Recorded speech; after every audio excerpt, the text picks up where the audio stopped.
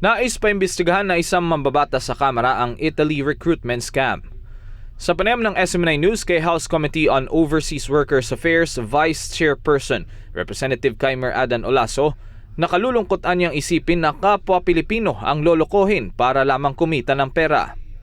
Well, pagbalik ng 19th Congress by November, then we will call for inquiry. Tanungin natin, we will pass a joint resolution, no, together with our chairman. Pag-usapan namin na anong magandang gawin dito. Kasi po hindi po pwede ganun, kababayan natin mismo lolokohin natin. Hindi po maganda yung ginagawang ganun. Ang hirap kumita ng pera. Being a former OFW po, alam ko, dugot, pawis ang puhunan mo dyan, tapos ngayon lolokohin ka lang.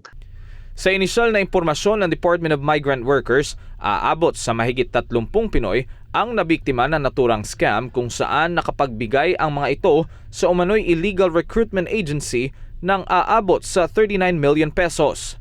Lumalabas rin sa kanila inisyal na pagsisiyasat na target ng Golden Power SRLS at Alpha Assistenza Recruitment Agency na nakabase sa Italy ang mga OFWs na nagtatrabaho doon.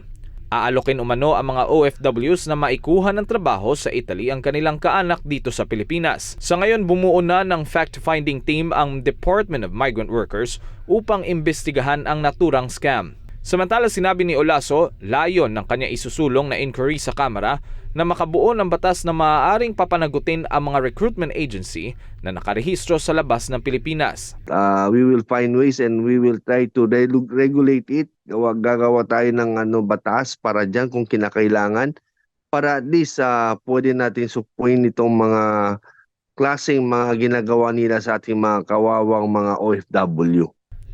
Sa huli, nanawagan si Olaso sa publiko na nais magtrabaho sa ibang bansa na dumaan sa tamang proseso upang hindi mabiktima ng anumang panluloko.